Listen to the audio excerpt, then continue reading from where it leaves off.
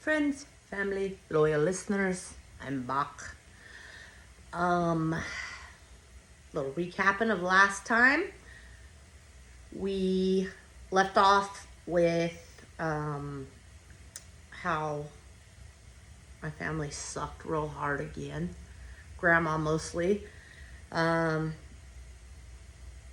just constant disappointment after disappointment. That's what we were dealing with. Such was life at that point. But I did have some ups in this last one. Started kind of living more for myself rather than for other people, making decisions for myself as well. And some of it good, some of it bad, like always. I don't try to make things different, and I will continue to live my life that way, it seems. So last time was just really me explaining where I was, where I'd been, and where I wanted to go. Finally starting to come to terms with losing my mom and the biggest relationship I had ever had with a human being, my mother, being gone. So this is where I guess in my life I started to take the reins and really just open myself up to different opportunities and start living for myself and make decisions based on, okay, why am I staying in Taft? What's in Taft for me? Why did I feel so committed to a place that held a lot of bad for me? So I made the decision to move out of Taft, and I moved to New Mexico and started dating a different woman and just living my life more for myself. So we'll get into that. This episode, I really get into, I guess, more positives for myself rather than all the BS that I had been through as a child. So, leaving Taft, I said that I had a really dependent relationship on going to the cemetery, which I didn't realize until I got to New Mexico. So I moved to New Mexico right after Christmas in 2005, and I'm dating Priscilla at this point, and things are going really well. Living in a place that completely foreign to me, in Farmington, New Mexico. It's in the Four Corners area of New Mexico for anyone that's not familiar with that part of the world. And it is a smaller town. At the time that I lived there, I think the population was in the mid 50,000s.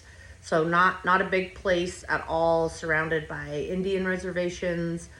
I got there, my dad had given me a little bit of money when I moved, so that was pretty cool, and it allowed me some time to take a semester off school and get settled in a new place that I was unfamiliar with. I took a couple months off because in California I had been working two jobs, one full-time, one part-time. I was going to school full-time. So I was really just in a situation finally and the cost of living was so much cheaper than California. So I was able to chill and take, a few months off before I started looking for work.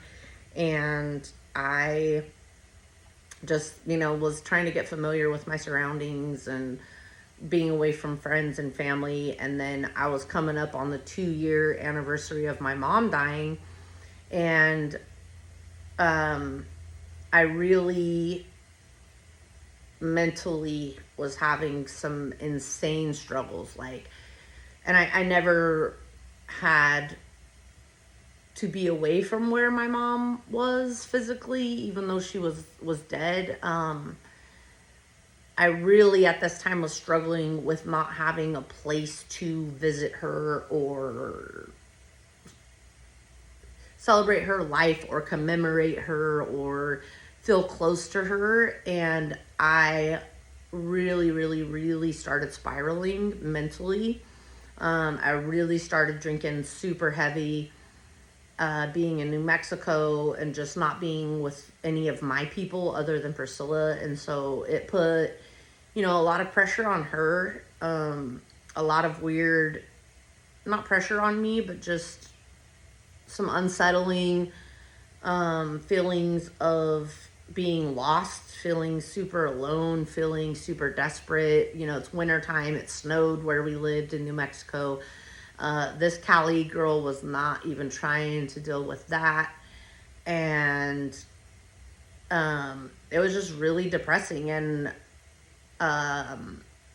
this is kind of where Priscilla and I started having a lot of difficulty and being at odds with one another because, she didn't understand where I was coming from.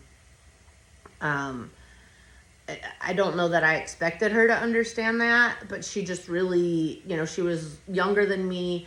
She hadn't dealt with loss in her life, on a critical level at that point. And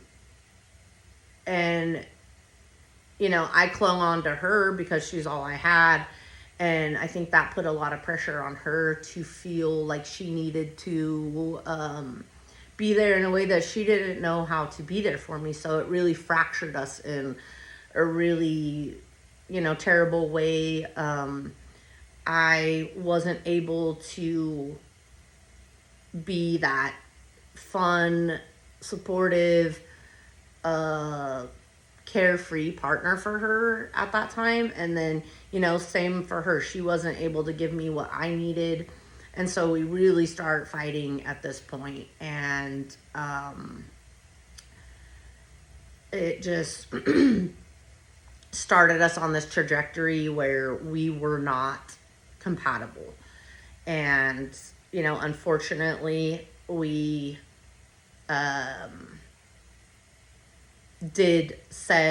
treated each other very, very shitty in different situations. And we got to a crossroads, but we stayed together. We continued to date. I start getting a job. I'm like, okay, I'm bored. I've been sitting in the house for a couple of months, and I'm can't sit still. My mind never rests. My body never rests. So it's like, I've got to get a job. I've got to do something, even though money's okay. We're good. We've got a place. I'm just very unsettled. And so, let me back up a little bit. Priscilla did give me something that has helped me still to this day, with visiting my mom.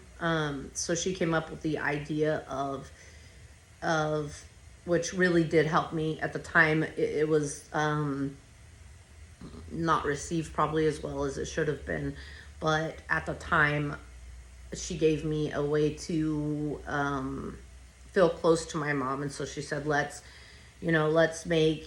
go do something. Let's plant a tree. Let's, since it's the 2-year anniversary of her death, let's get a candle for each year and light it and have a little area where, we can think about her, remember her. Sorry, my dogs are in and out, being loud and noisy. So, let's have that area so that you have a place where you feel like you can go and be with your mom and close to your mom. And so we did that. I did the candle idea. And so I would do each year for several years after my mom passed, on the anniversary of her passing, I would do candles for each of those years. And I would, just kind of have some time and just talk with my mom, be with my mom, emotionally and mentally. And it really did provide me with something that was kind of tangible and very emotionally thought-provoking, and just something that felt special for me, for her. So I've continued that tradition. I haven't done the candles in a long time, but I do have things that I set out and commemorate my mom with. And so Priscilla did give me that idea, like when you're on the move, just because you don't physically have that person with you, because we did bury my mom, so it's not like I have any ashes or anything. So you can get an item, get or make a special spot in your house or outside, plant a tree, get a plant, have something to where, that situation, that prop, so be it, whatever, reminds you or gives you that feeling of being close and gives you that space, even though you can't maybe be in a space where that person is buried or where they're currently,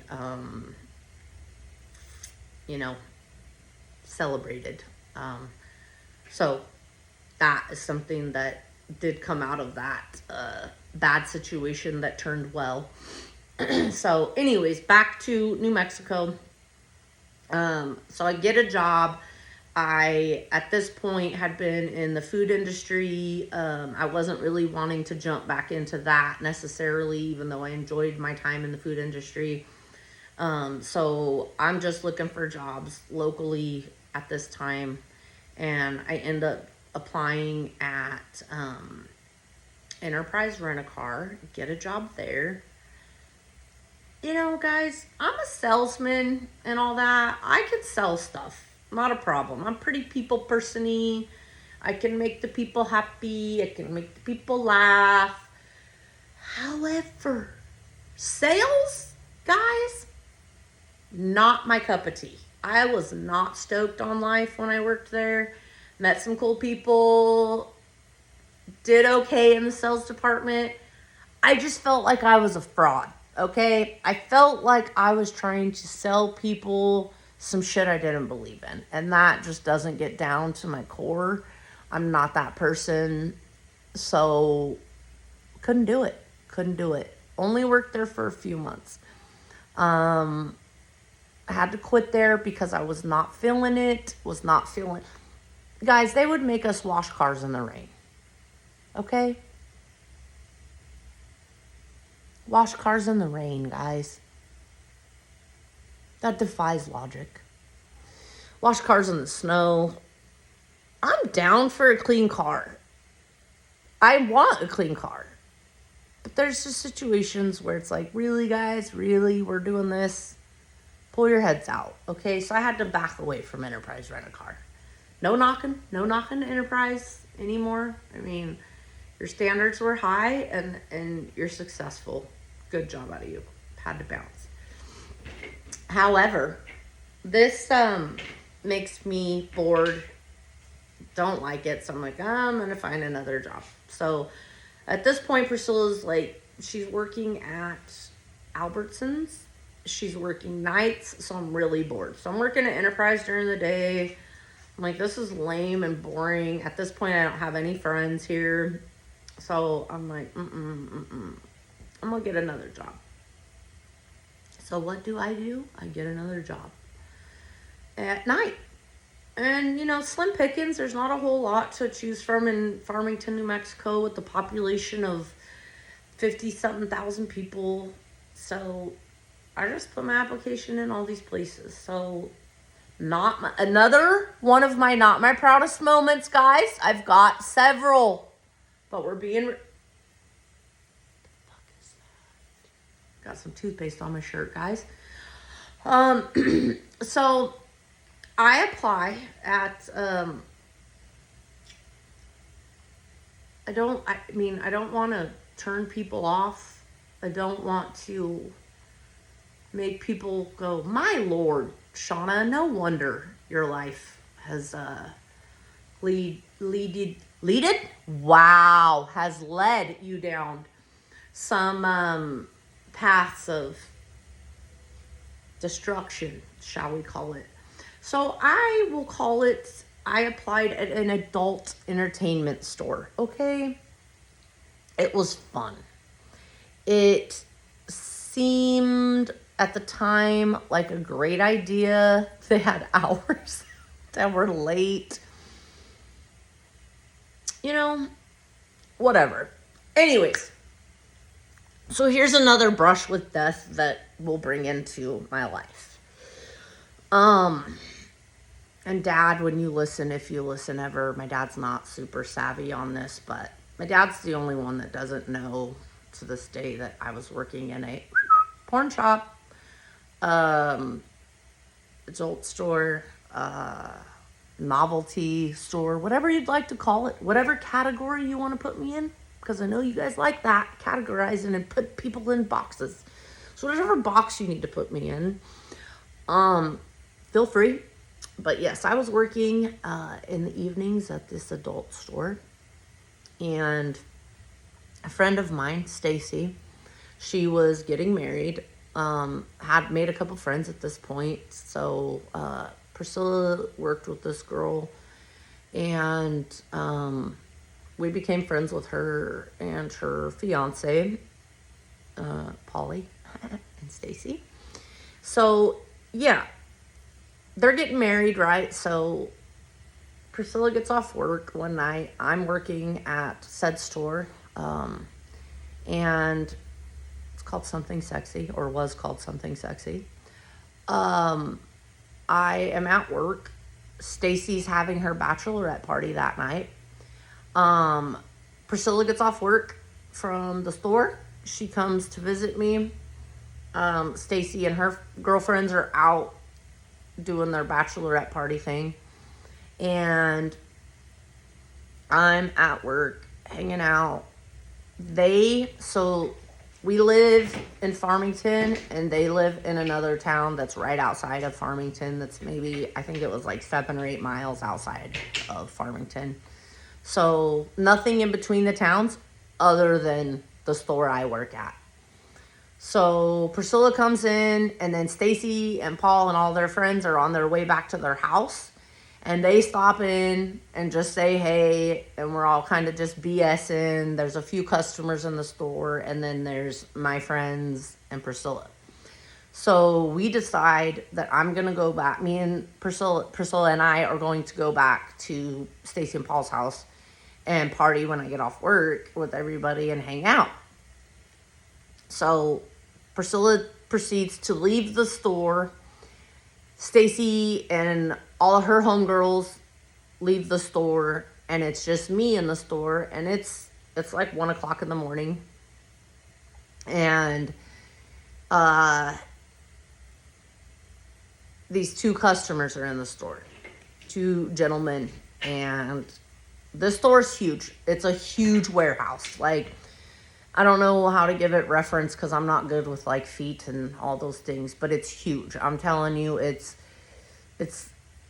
big. It's like as big as an Olive Garden, we'll just say for reference, restaurant, okay? One whole side is like videos, and then the other side is clothes, toys, wigs, whatever. It was a novelty store, so it had everything. So one of the gentlemen is like in the video part, another one of the gentlemen is in the other part. So after all my friends leave and Priscilla leaves, I say, hey guys, I'm closing up, so you got a few minutes to make your final choices and selections, and then I need to check you guys out. So mind you, this is a huge warehouse building. It's got 1 window in the front, 1 door in the front, and 1 door in the back. So the window has bars on it, and at midnight, the protocol was to lock the back door so there's only 1 entrance, 1 exit. And because people would steal stuff all the time, whatever. And you're working by yourself. So the back door's already chained, locked, shut, done. No one can go in or out. The front door is right by the counter where you check out. So Priscilla goes home to get our clothes so that we can go back to Stacy's and Paul's after, hang out. So dudes make their final selections that are in the store, right? And I check them out. Well, normally, after you close, you lock the door, do your thing, count your till, deposit the money into the safe, and be done with it. So these dudes check out. I check them out. Well, then, boom, my cell phone rings. And at this time, it's flip phones. For all you youngsters, they ain't smart. They don't take good pictures. They had shitty service. However, Priscilla calls me and says, hey, pick up a couple things for Stacy, like toys, fucking fun stuff, whatever, for the bachelorette, whatever, to give her as a gift for tonight. And I was like, all right, well, what should I get her? So I don't lock the door, the front door of the shop. And I'm in the back, and she's like, oh, get this, get that, whoop, whoop. I'll spare you guys details on what I got Stacy. So, anyways, I pick up a couple things, and I'm on my cell phone like this. I got it up to my ear for those of you that listen and don't watch on YouTube. So I have it up to my ear, and I hear the bell of the front door, because we have a bell that dings, an audible that dings when you come through the door. So I hear it, and I go to turn around to say, I'm sorry, we're closed. And when I turn around, I'm probably, I'd say 60 feet or so, maybe 75 feet from the front door. But there's a bunch of racks in between us, and I can't see the person. I can see parts of the person. So I turn around, and as soon as I turn around and see the person, and I start to say, I'm sorry, about that point in the sentence, my eyes catch this fella, and he's got a mask on and a hat, and he's got a gun. And so I just say, oh, and I gasp, and I close my phone, because I didn't want him to see that I was on the phone, because I didn't want him to think that someone else knew what was about to happen. Because in my mind, I'm thinking, protect her. No one else is here, it's just you, so you have to protect her and protect then yourself. And you don't want to freak this person out by thinking someone else knows what's getting ready to happen. So in my mind, I'm thinking, least amount of people involved in this, the better. So I close my phone, because he can't fully see my body. He can just see parts of me because of the racks, and I put it in my pocket. And there's nowhere for me to go. There's nowhere for me to run. There's no storeroom for me to go in, to lock myself in. It is me and dude, and he is between me and the only exit. So I just walk up to him, and I walk out, and I just kind of had my hands down on my sides and kind of out a little bit. And I was just like, or I walked out, and he said, give me all the money. And he has a gun, and he has it pointed straight out in front of him at me. And so he's standing on one side of the counter, so I have to walk past him and go behind the counter. And so I just had my hands out, and I said, okay, give me a minute. And I walk up to the register. Well, when you don't make a sale and you're not ringing something up, you have to punch in, I believe it was like an employee code or like a numeric code of some sort to be able to open the register, because it wasn't actually a transaction. So he throws this bag up, and it's like a leather little duffel bag. He throws it on the counter, and and by this time we're face to face, and he's got a bandana on, and he's got it right under his eyes. And so it's covering his whole body. He's got long sleeves on, he's got gloves on, pants on, boots on. I can't see anything. Literally, he's got his hat pulled all the way down, bandana all the way up, so I can just see his eyes. But he speaks perfect English, and I can tell he's brown. I don't know, because like I said, we were surrounded by reservations. So Indian reservations. So I knew that he wasn't white, and I knew that he wasn't black. I just knew that he was brown. I didn't know if he was Mexican. I didn't know if he was Indian. I could just tell he wasn't white or black.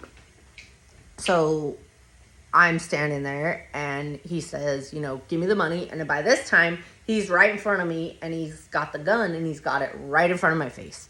And this looks like a little baby machine gun. I had no idea what kind of gun it was.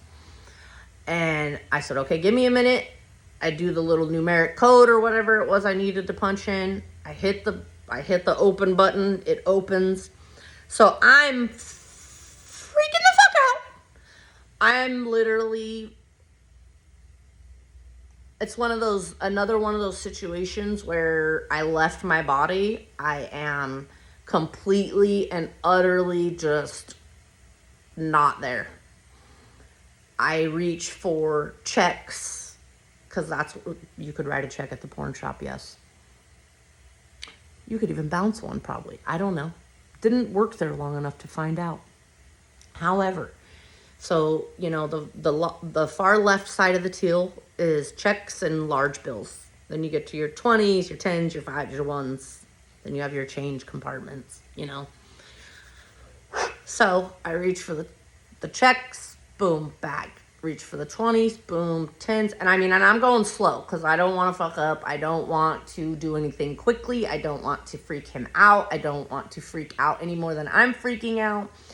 So I'm doing this. I get to the ones, and in my head, I'm thinking like The Godfather, Goodfellas, something, Casino, one of those movies, because I'm a big, big, big, big, big mafia fan.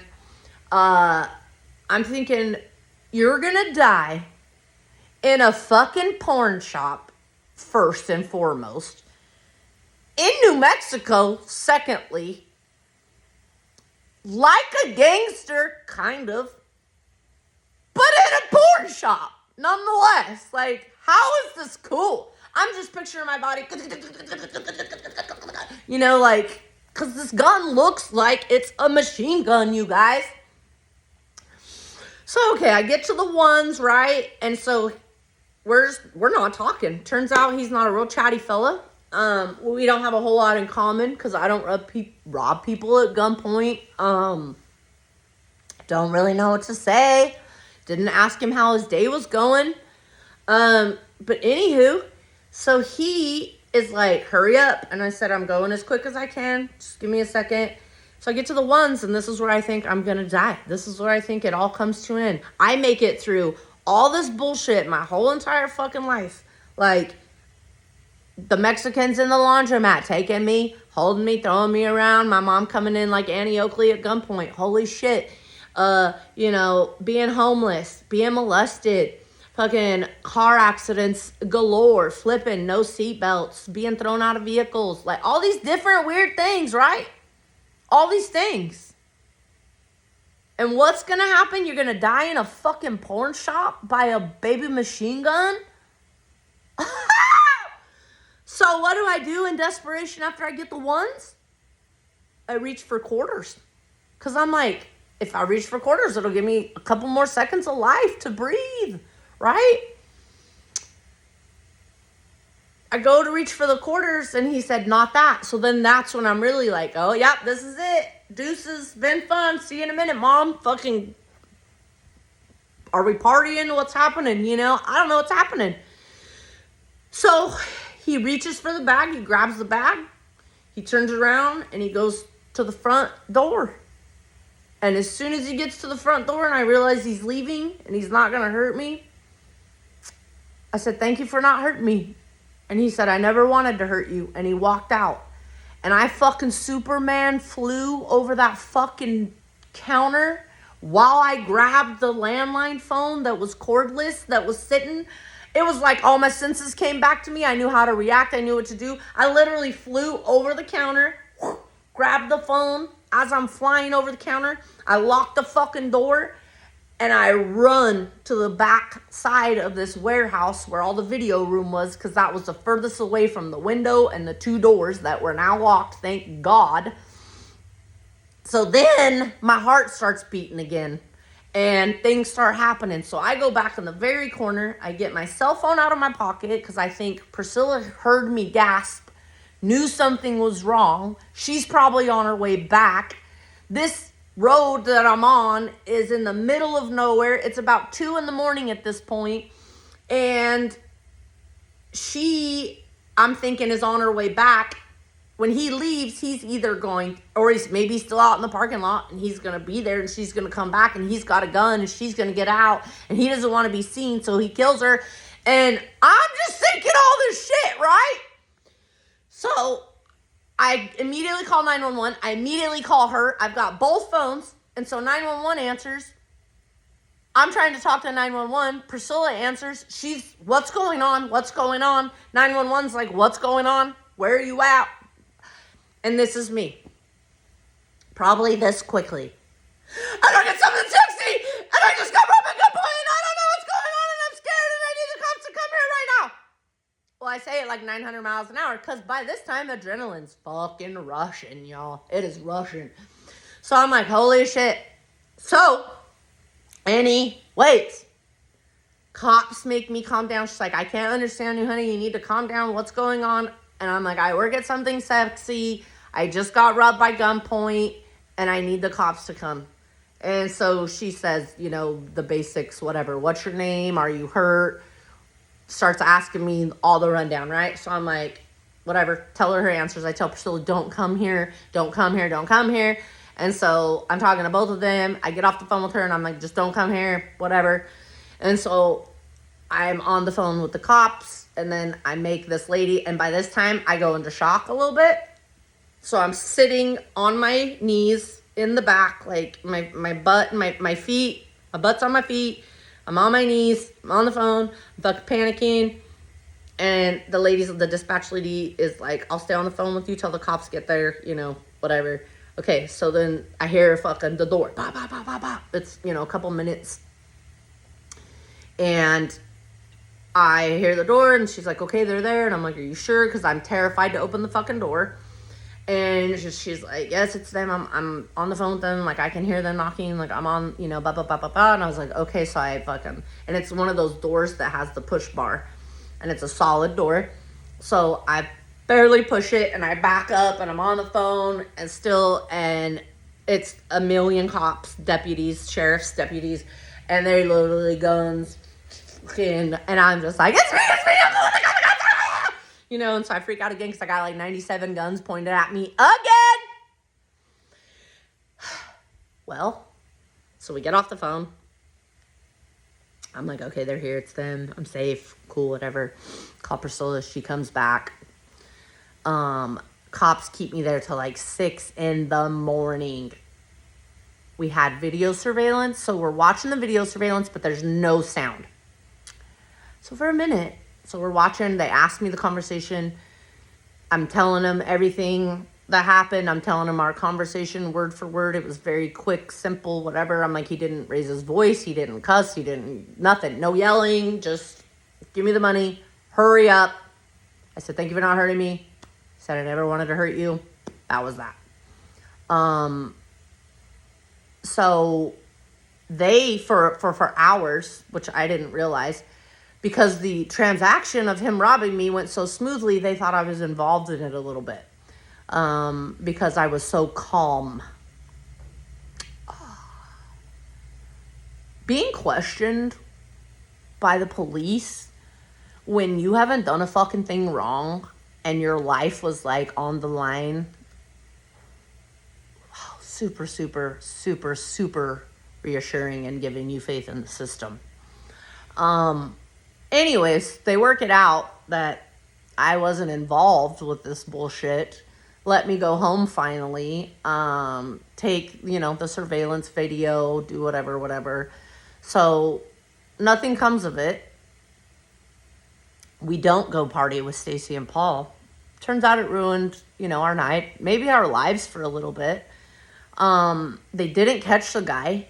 And he knew exactly what I looked like. And Farmington wasn't that big. It would be like going out in Taft for my Taft people or people that don't know Taft. Taft's tiny town compared to Farmington.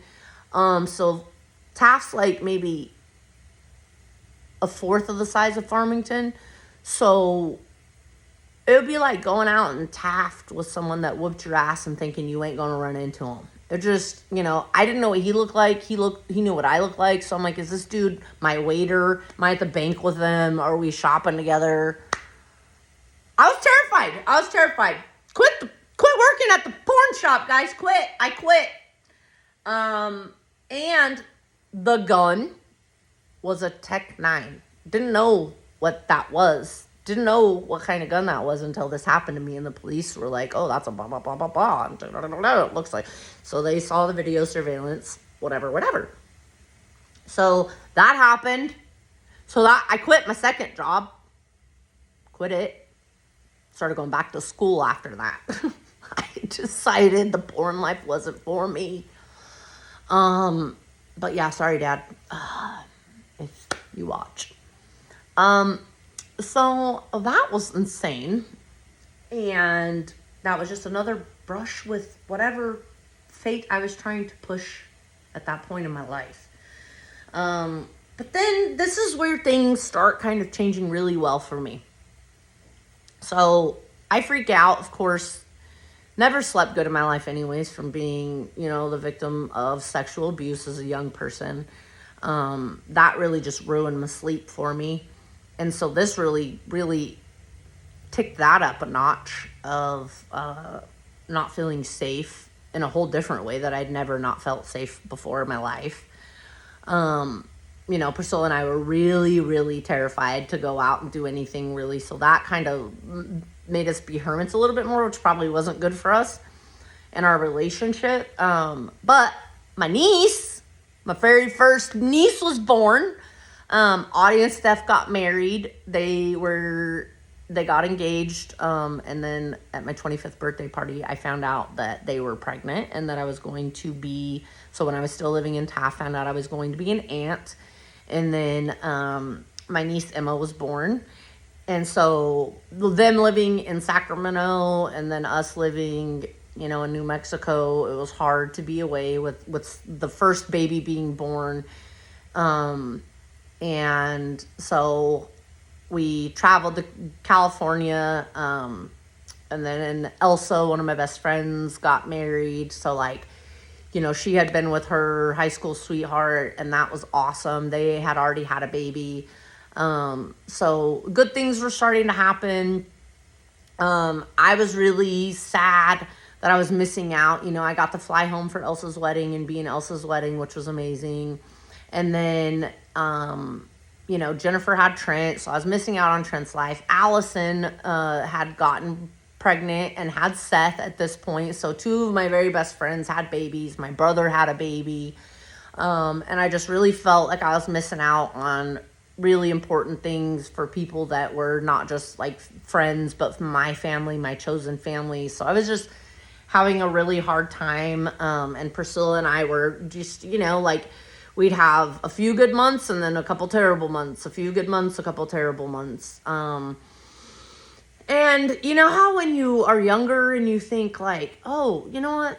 Life's really shitty. What can I do to make it better? Let's do something to celebrate. So what did I do, guys? I thought it would be awesome to get engaged. And don't get me wrong, Priscilla was someone in my life that just really,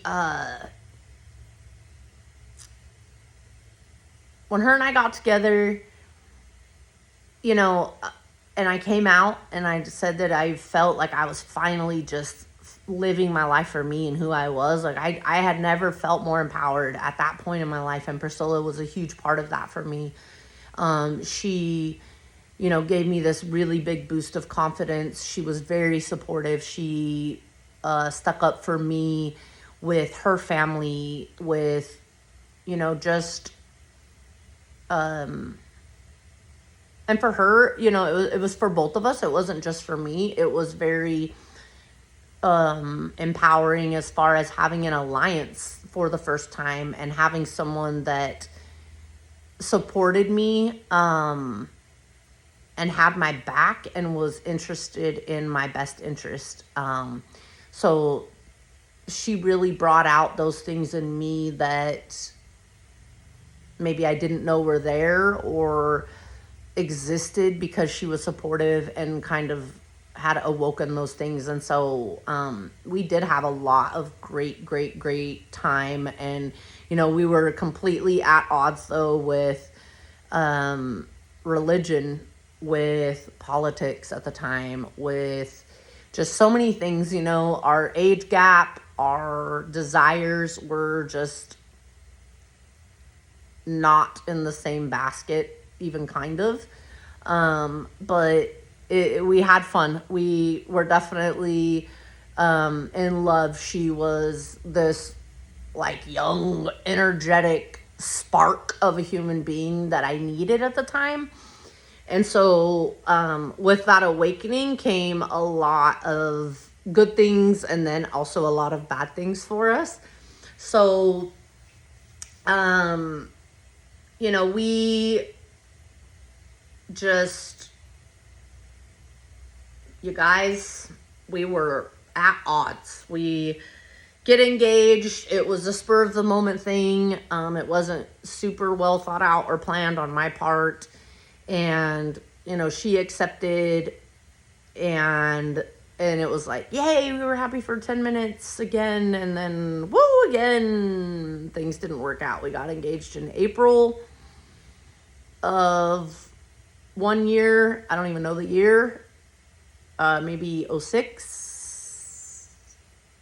And then in 2007, I moved back to Taft. So I stayed in New Mexico for 2 years, moved back to Taft, and was like, yeah, I can't do this. Like, I'm not happy. I'm not, not happy, not fucking happy. Left, went back, lived with Jen and Trent, then was super unhappy that I couldn't make things work,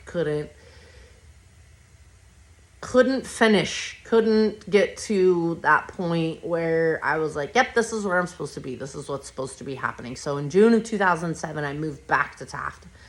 I'm living with Jen and Trent again. Priscilla and I are still talking. We're like, are we going to be together? Are we staying together? Like, I'm not coming back to New Mexico. What's happening? So I start hanging out with different friends. I come home, I'm hanging out with the same people, of course, that I've always had in my life, my little clique of people. And then I'm starting to hang out with new friends. Sharon comes into my life. She's a best friend to this day. Another ride or die that I got. But then I'm hanging out with other people, and it's just not, I don't know. It's not some people that I grew up with or was friends with. It's new people that I'm hanging out with, and things get very clouded. Priscilla decides she's going to come back to California. So she comes back, and we're off, we're on, we're off, we're on. We're figuring out what we're doing. And this person that I'm hanging out with, who I thought was a good friend at the time,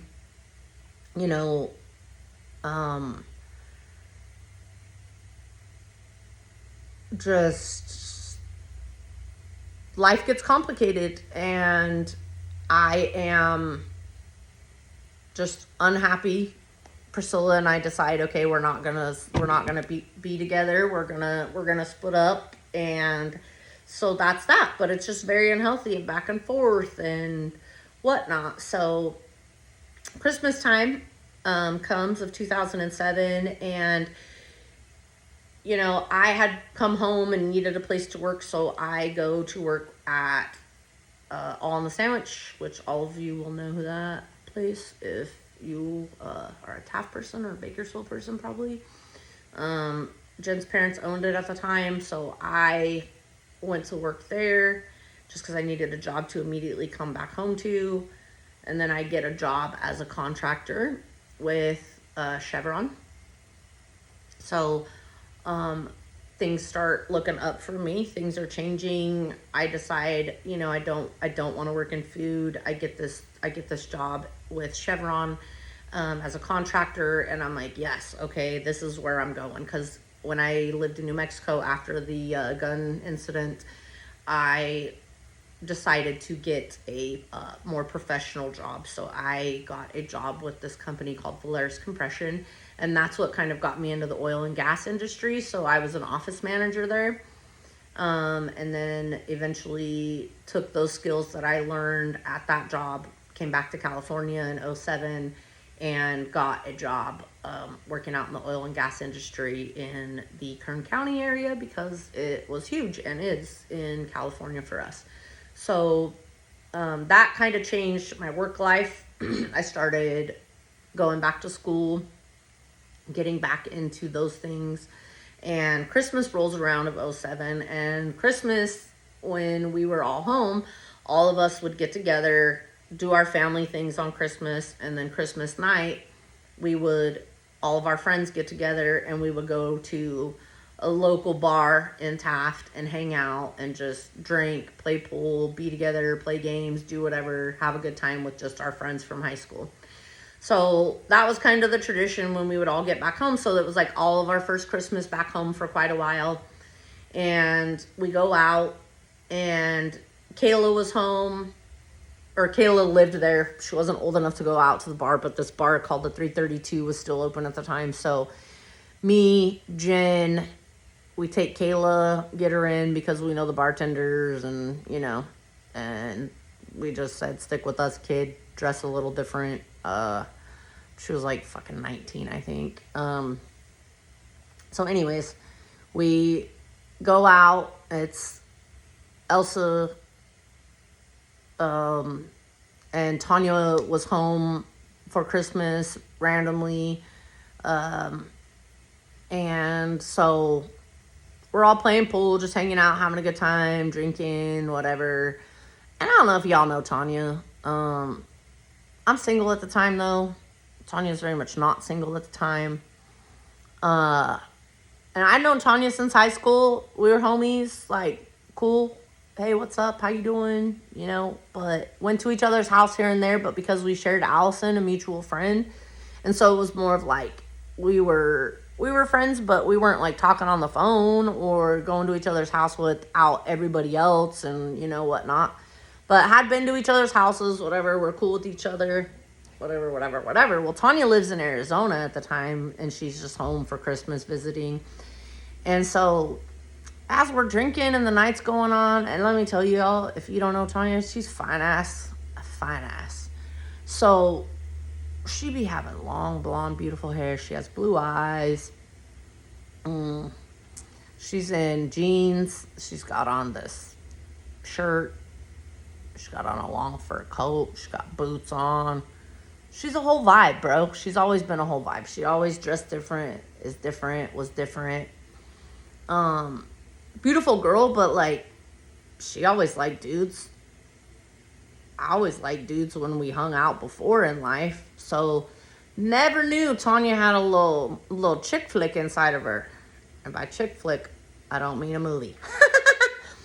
So, didn't know this at the time, though. All news to Shauna. But, so, we're playing pool, whatever. Well, then, all of a sudden, Tanya's acting like a 12-year-old boy.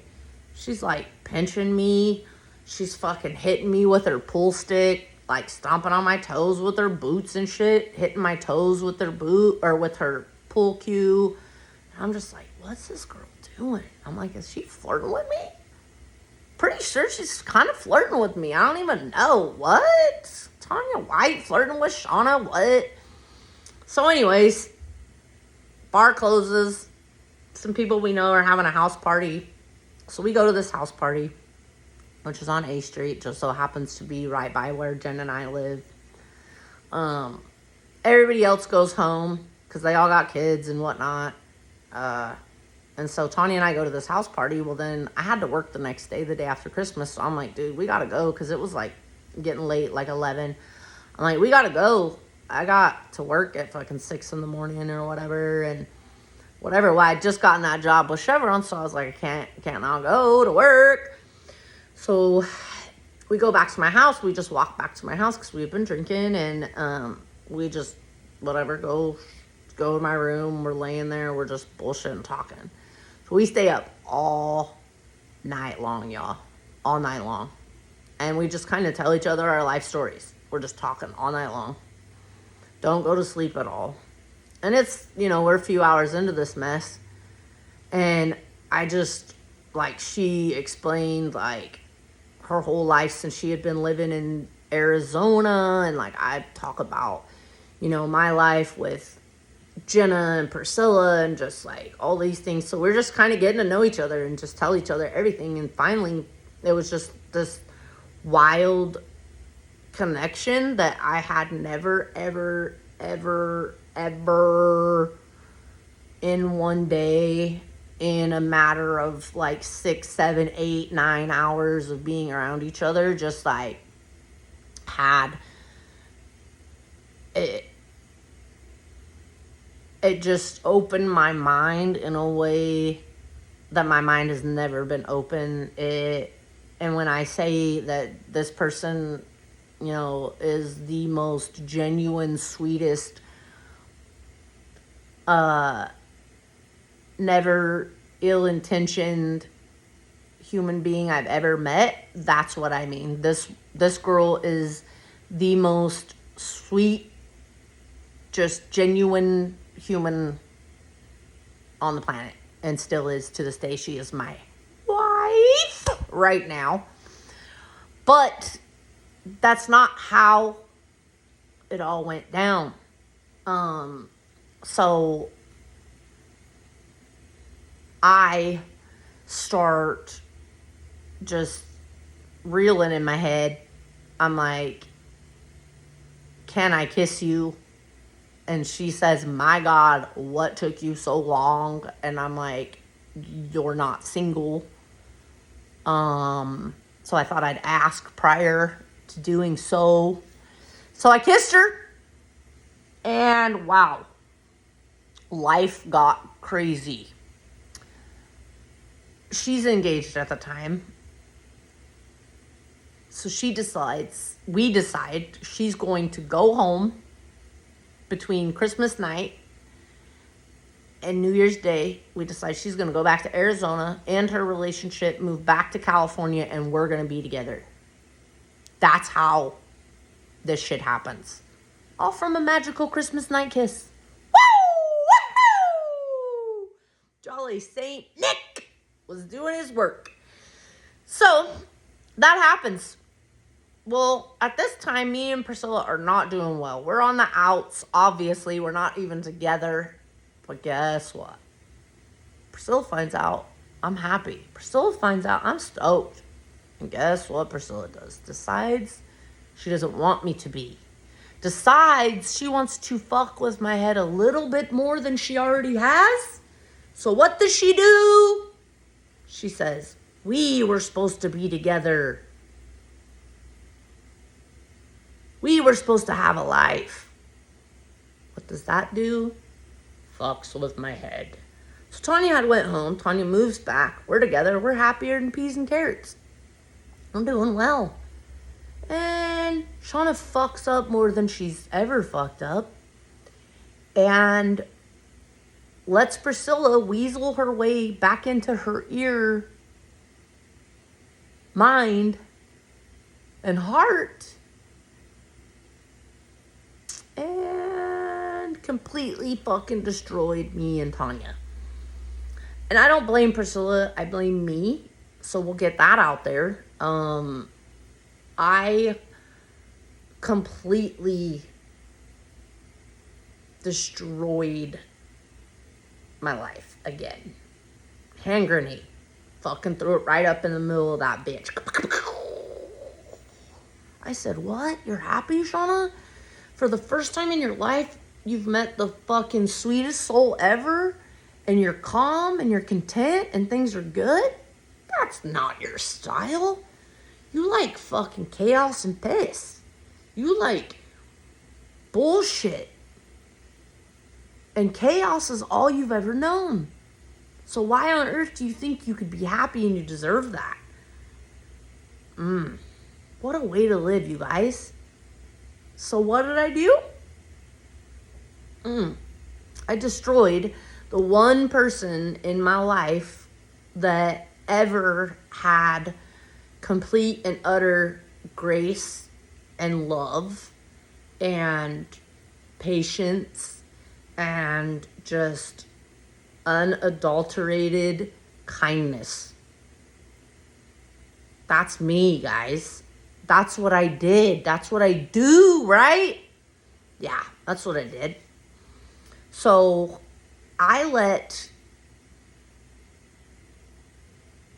someone completely overtake me, hijack me, make me feel for the first fucking time in my life like I was absolutely insane.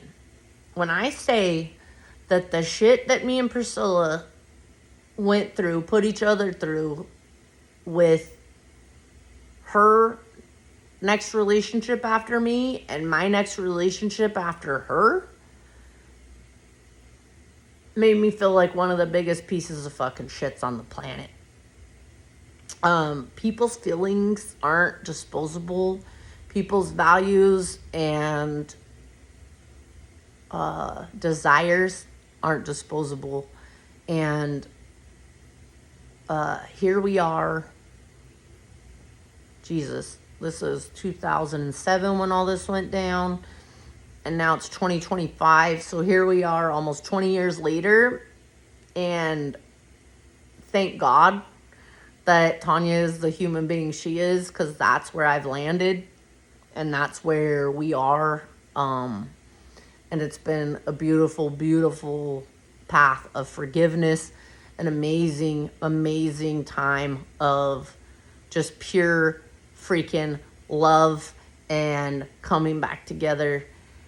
And we're going to get to the rest of that and how the chaos of, the next year, 2 years, and at this time we're 27 years old. So the Tanya and Shauna saga continued up until 2010. And we'll cover that on the next episode. But I'm here, and I wanted to get this out before Thanksgiving and before the holidays get too crazy. I got sick again. I was sick for a couple weeks, and I still got a little bit of a cough, but coming back, man. I'm telling you. I had a sinus infection and the head cold situation, and then it settles in the chest. So I was out, man. But I'm back, and I appreciate you guys, man. This has been such a journey. I'm going to do a little clip, a little highlight video, because I've got some amazing news and some just insane stats from the podcast that just continue to blow my mind week after week, day after day.